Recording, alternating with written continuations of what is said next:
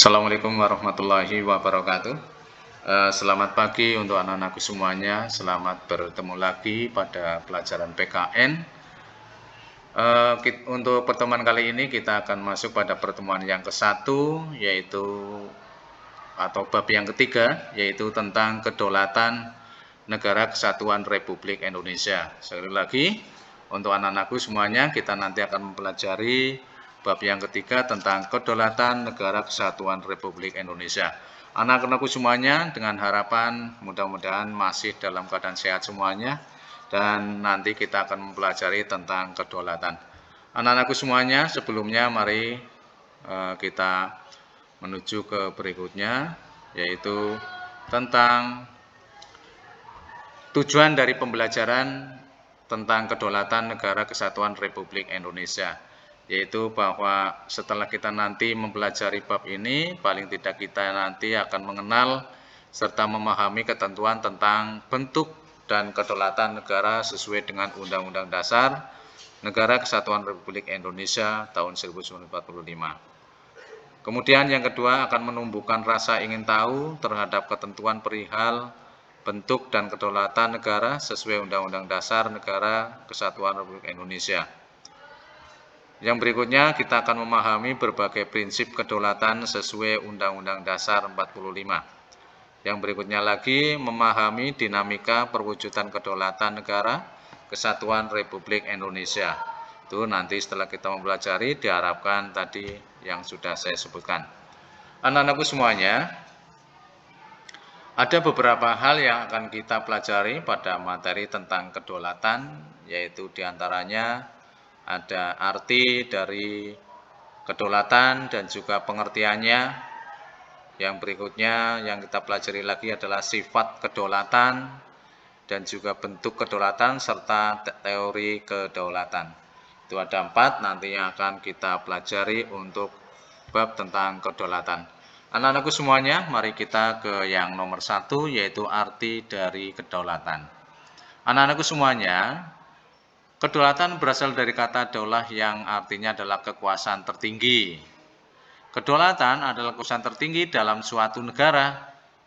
Kalau kita bicara bab yang ini adalah tentang negara Indonesia, berarti kedaulatan adalah kekuasaan tertinggi dalam suatu negara, dalam hal ini yaitu Indonesia. Perlu ketahui anak-anakku semuanya, kalau kita sedang belajar di bab ini yaitu tentang Indonesia, berarti siapa sih sebenarnya yang mempunyai kekuasaan tertinggi di negara Indonesia? Kekuasaan tertinggi di negara Indonesia yaitu dipegang oleh rakyat. Anak-anakku perlu kamu ketahui. Hal ini sesuai dengan pasal 1 ayat 2 Undang-Undang Dasar 1945, di mana dalam pasal tersebut berbunyi kedaulatan ada di tangan rakyat dan dilaksanakan menurut Undang-Undang Dasar. Hal ini menunjukkan bahwa dasar hukum kekuasaan di Indonesia adalah rakyat yang punya kekuasaan tertinggi adalah pasal 1 ayat 2. Jadi di sini rakyatlah yang mempunyai kekuasaan tertinggi di Indonesia. Hal ini bisa dibuktikan dengan adanya pelaksanaan pemilu di Indonesia. Jadi pemilu menunjukkan bahwa rakyatlah yang mempunyai kekuasaan tertinggi. Rakyatlah yang akan menjadikan siapa yang menang dalam DPR, siapa yang menang dalam pemilihan presiden, gubernur, ada bupati, dan lain sebagainya. Ini menunjukkan bahwa rakyatlah yang mempunyai kekuasaan tertinggi. Bukti kalau rakyat yang memegang kekuasaan tertinggi di Indonesia adalah dengan diterapkannya demokrasi, yang pelaksanaannya dilakukan melalui pemilihan umum, baik itu presiden, gubernur, bupati, DPR, DPRD, ada DPD, dan juga misalkan kepala desa dan lainnya. Itu menunjukkan kalau di Indonesia dengan demokrasi ini sebagai bukti kalau rakyat yang mempunyai kekuasaan tertinggi. Sedangkan kekuasaan itu sendiri adalah kemampuan seseorang untuk mempengaruhi orang lain sehingga ia mau untuk mengikuti apa yang menjadi keinginannya.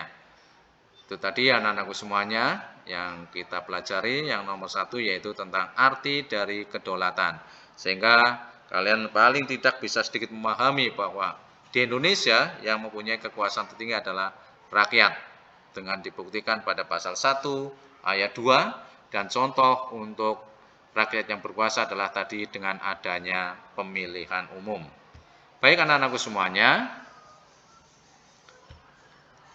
kita akan menuju ke yang berikutnya.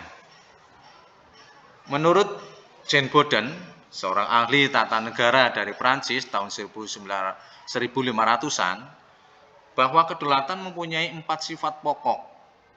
Sekali lagi anak-anakku semuanya, bahwa kedaulatan mempunyai 4 sifat pokok, yaitu asli, permanen, tunggal, dan tidak terbatas. Mari kita ketahui apa sih sifat yang pertama tadi adalah asli. Yang nomor 1 asli, bahwa kekuasaan tidak berasal dari kekuasaan lain yang lebih tinggi. Apa ini maksudnya? Bahwa dalam sebuah negara tidak ada kekuasaan lain yang lebih tinggi di dalamnya. Kedaulatan murni berasal dari rakyat yang ada pada negara yang bersangkutan. Itu adalah asli dari sifat pokok kedaulatan menurut Jean Bodin. Yang kedua, bersifat permanen. Maksudnya adalah kekuasaan itu akan tetap ada selama negara itu masih berdiri. Meskipun rezim pemerintahan silih berganti, namun kedaulatan itu akan tetap ada, hanya pelaksanaannya saja yang mungkin berbeda atau berganti. Itu untuk sifat yang kedua, yaitu tadi adalah permanen. Kemudian untuk yang ketiga anak-anakku semuanya, yaitu tunggal. Tunggal yang dimaksudkan bahwa kekuasaan itu merupakan satu-satunya dalam negara dan tidak dibagikan kepada badan-badan lain. Dalam sebuah negara, kedaulatan harus bersifat tunggal, sehingga tidak menimbulkan perselisihan. Dalam negara demokrasi, kedaulatan tertinggi ada di tangan rakyat. Jadi, tunggal di sini adalah maksudnya kekuasaannya itu hanya ada di tangan rakyat. Itu untuk yang tunggal. Kemudian yang keempat, anak-anakku semuanya, yaitu sifat tidak terbatas. Kekuasaan itu tidak dibatasi oleh kekuasaan lain. Jika sebuah negara terbatas, maka akan menghilangkan ciri bahwa kedaulatan tersebut akan diambil dari yang lainnya, akan ada yang membatasinya. Itu untuk materi tadi tentang sifat-sifat dari kedaulatan. Selanjutnya anak-anakku semuanya, mari kita menuju ke yang berikutnya, yaitu tentang bentuk kedaulatan. Tentang bentuk kedaulatan di negara kita, itu ada 2, yaitu kedaulatan ke dalam dan kedaulatan keluar. Perlu anak-anakku ketahui, kedaulatan ke dalam ini bahwa negara memiliki kekuasaan tertinggi, yaitu untuk memaksa semua penduduknya agar mentaati semua undang-undang serta peraturan-peraturan yang lainnya. Itu untuk kedaulatan ke dalam. Selanjutnya anak-anakku semuanya, kita masuk kepada kedaulatan yang kedua, yaitu kedaulatan keluar. Untuk kedaulatan ke dalam sebelum yang keluar, Indonesia yang termuat dalam Undang-Undang Dasar Negara RI 45 terutama terdapat dalam alinea yang keempat, yaitu tentang kedaulatan ke dalam apa? Di antaranya melindungi segenap bangsa Indonesia dan seluruh tumpah darah Indonesia. Yang kedua, ada memajukan kesejahteraan umum. Yang ketiga, ada mencerdaskan kehidupan bangsa. Ini yang tergabung dalam contoh kedaulatan ke dalam. Jadi intinya, kedaulatan ke dalam ini maksudnya berlaku untuk dalam wilayah NKRI. Kemudian anak-anakku semuanya, kedaulatan keluar. Adapun kedaulatan keluar di Indonesia dalam UUD RI 1945 antara lain sebagai berikut. Apa yang kita lakukan keluar dalam hal ini yaitu ke negara lain, ikut serta dalam perdamaian dunia yang berdasarkan kemerdekaan, perdamaian abadi, dan keadilan sosial. Yang kedua, Presiden dengan persetujuan DPR bisa menyatakan perang. Berikutnya, membuat perdamaian dan perjanjian dengan negara-negara lain. Ini untuk kedaulatan yang keluarnya. Kemudian yang ketiga, Presiden juga punya kewenangan untuk mengangkat duta dan konsul. Itu yang termasuk dalam kedaulatan keluar. Intinya pada kedaulatan keluar, Indonesia punya kewenangan untuk menjalin hubungan yang baik kepada negara-negara yang ada di dunia. Karena bagaimanapun juga, Indonesia sangat-sangat memerlukan bantuan atau kebutuhan kota negara kita Indonesia, sebagian masih banyak yang dilengkapi, dipenuhi oleh negara lain, sehingga Indonesia harus menjalin satu hubungan dengan negara lain. Itu untuk kedaulatan yang keluar. Baik anakku, kita lanjut yang berikutnya. Itu ada 3 tadi, ada pengertian, ada bentuk, kemudian ada yang berikutnya yaitu tentang teori kedaulatan. Anak-anakku semuanya, terdapat beberapa teori kedaulatan yang ada di negara di dunia dan sebagian ada yang diberlakukan di Indonesia. Di antaranya kita mengenal 5 teori itu, yaitu ada teori kedaulatan Tuhan, ada teori kedaulatan raja, ada teori kedaulatan negara, ada teori kedaulatan hukum, dan juga teori kedaulatan rakyat. Baik, dari 5 teori kedaulatan itu, mana sih sebenarnya yang memiliki atau mana yang diterapkan di Indonesia? Atau kata lainnya, apa nama teori kedaulatan di Indonesia? Untuk nama teori kedaulatan di Indonesia adalah kita memakai yang teori kedaulatan rakyat. Tapi meskipun Indonesia namanya adalah kedaulatan rakyat, tetapi dari 4 yang lainnya, teori kedaulatan itu, baik Tuhan, raja, negara maupun hukum, masih ajarannya diberlakukan di Indonesia. Jadi sekali lagi anak-anakku semuanya, meskipun kita nama teori kedaulatannya adalah rakyat, tetapi teori kedaulatan yang 4, ada Tuhan, raja, negara, dan hukum, itu ajarannya diberlakukan di Indonesia juga. Jadi tidak hanya untuk teori dan rakyat saja. Selanjutnya anak-anakku, tentang teori kedaulatan Tuhan ini mempunyai anggapan bahwa raja atau penguasa ini yang memperoleh kekuasaan tertinggi dari Tuhan.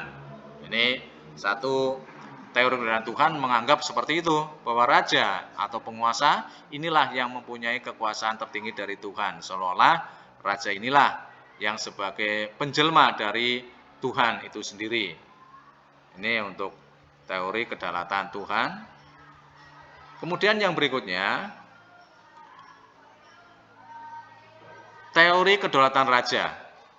Selama abad pertengahan, teori kedaulatan Tuhan berkembang menjadi teori kedaulatan raja.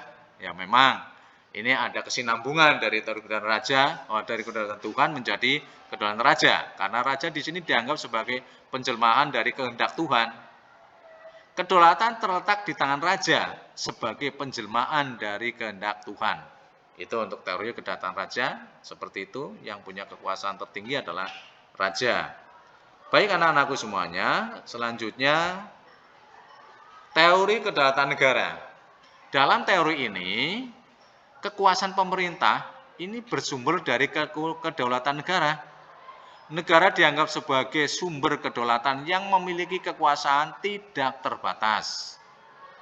Negaralah yang menciptakan hukum.